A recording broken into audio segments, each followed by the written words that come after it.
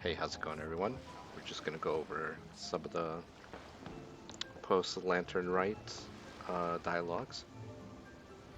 So without further ado, we're just gonna go to each one of them.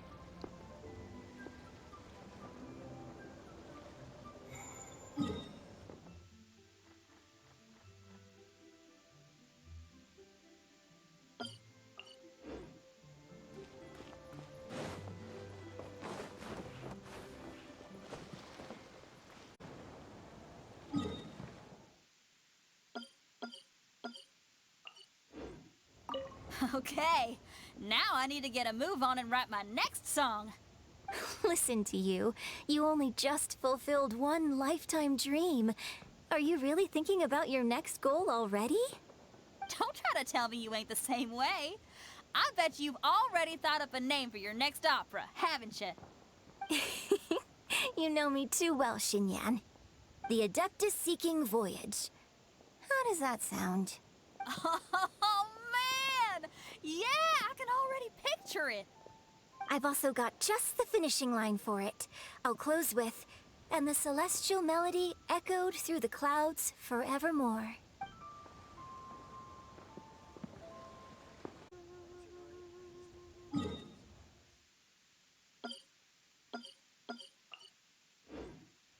The Lantern Rite celebrations are getting better by the year. Such wonderful music. Dr. Baiju, I've brought the herbs. Who are they for? The singers. Performing at a music festival is very demanding. Using these herbs in good time will protect their voices from damage. Oh, that's why you were preparing them all night. I dared not neglect the Yuheng's request. Her messenger was quite insistent that it should take top priority. Let me double check again. This one is for...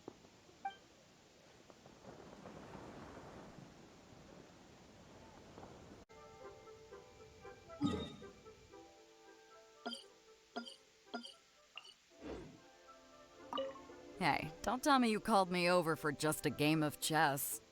You have to be more specific, Captain Beto. Is it that you find playing chess an uninteresting activity, or that you're unhappy about my lack of novel ideas? If you don't specify what you mean, how could I know what I should do to please you?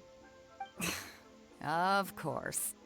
I make a single remark and you reply with a full-blown lecture. Maybe we should deal with all official affairs publicly in the future. It might just make things easier. I'd be perfectly happy with that. I'm just worried that Captain Beto's business might be negatively affected. Don't give me that. That woman from Yenshang Tea House sometimes comes aboard to ask for information. She requested the fleet to import some goods, but how could I not know who she's actually working for? Oh, you sure know a lot, Captain Beto. How about I ask her to come over? Or maybe we go straight to her tea house. With one more person around, we'll be able to have some variety in our chess games. I hope that that would be less of a bore to you. So, we're still gonna play chess after all.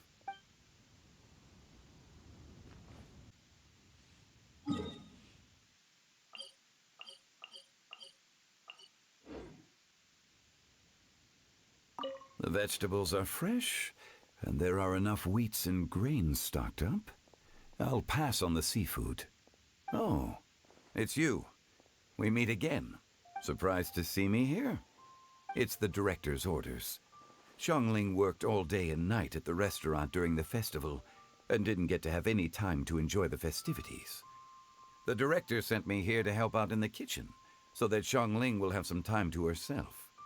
But with someone as hardworking as you around, there seems to be nothing much for me to do. It feels good seeing my old friend in the kitchen, fetching ingredients and lighting fires. Perhaps I should borrow Cloud Retainer's Supreme Cuisine machine to speed things up. You'd still prefer to make them by hand, but of course.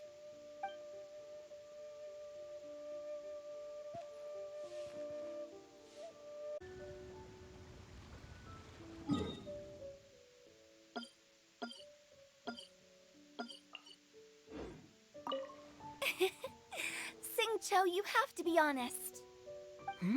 Honest about what? How did you and Venti really meet? Why are you suddenly asking that? Aren't they book buddies? Yeah, we met a few times at a book convention. That's all. Oh, really? With that extraordinary demeanor and literary talent, he's definitely not just any bard. If he's someone that could hold his ground in a conversation with a consultant, he needs to at least be as talented as me. Perhaps you're overthinking this matter. Hu Tao, Xingqiu wouldn't lie to us. Okay. I'll tell you the truth. Huh? Xingqiu! I'm actually a fan of Venti's poetry. You all know that I love reading, and sometimes come across poetry from Mondstadt.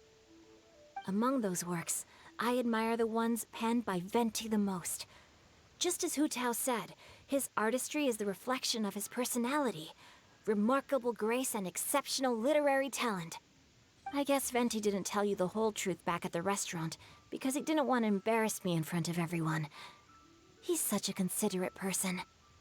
Yes, right. I can confirm that. When Xingqiu was busy with other things, he asked me to buy him poetry books in secret. I see. That didn't sound like too much of a big deal. You could have told us right away. Well, I'm telling you now, aren't I? Oh, so that's your story. Forget it. Let's drop this topic. It's not often that the four of us are all together. What should we do next? Hide and seek, hopscotch, or some shopping? Since there's 4 of us, why don't we borrow a mahjong set?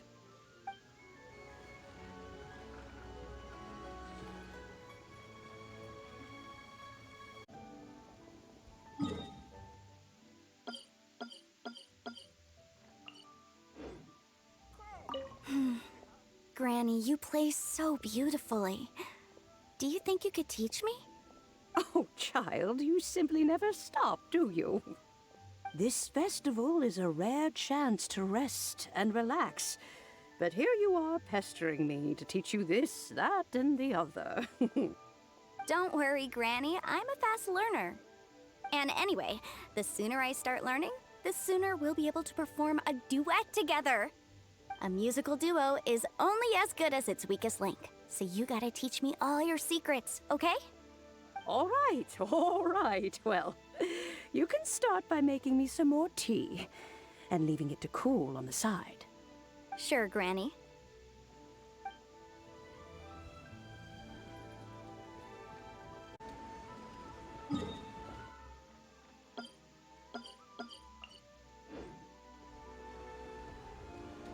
I'm so happy. And all the grandmas and grandpas in Chingsa Village had a great time too. You mean, what am I doing here? Well, just now, I did a performance for everyone. Although I can't play an instrument anywhere near as well as Master, I can still sing. Even Granny Roshin said I did a great job. She also gave me some candies. I'm so happy. And all Masters told me a lot of stories about the Adepti. There was Skybracer with the giant deer horns, and Seagazer who loved to collect treasure.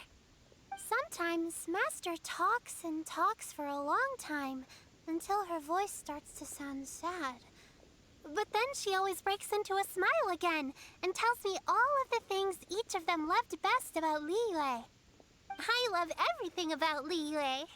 Some of the Adepti are gone now, but it's okay, because I'm gonna help take care of everyone in their stead. I'm so happy, and I'm happy that Mr. Dvorak found the fairy lady from his story. And I'm also happy that it turned out it was Master all along. Also, I helped out this time too, didn't I? So that means I was paying homage to my master? Oh, also, Mr. Dvorak got one of his friends to bring me a toy from Fontaine. I like it a lot. At first, I didn't know whether I was supposed to accept it or not, but then Master said it was okay, so I did. I'm so happy. And I'll see you. Make sure you take good care of Paimon. Oh, and please come play with me if you ever have the time.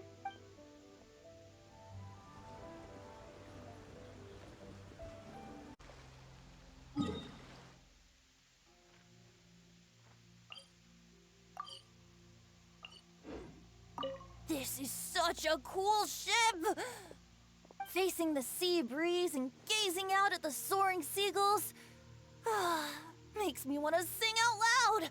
Kazuha, how about I stay here and be the ship's resident bard? What are my prospects?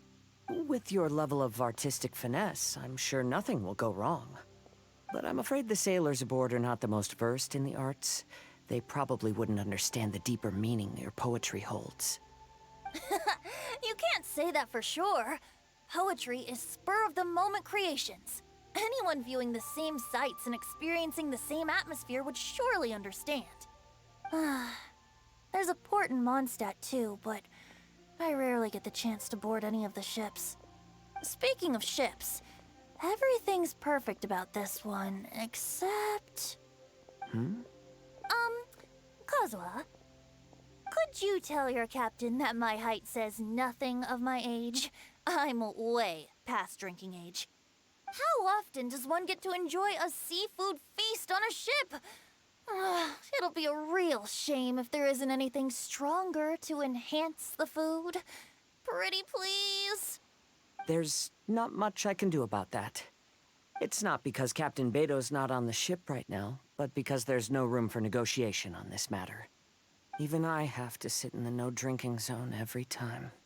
But I don't get drunk after just a few sips. Trust me, I can hold my liquor really well.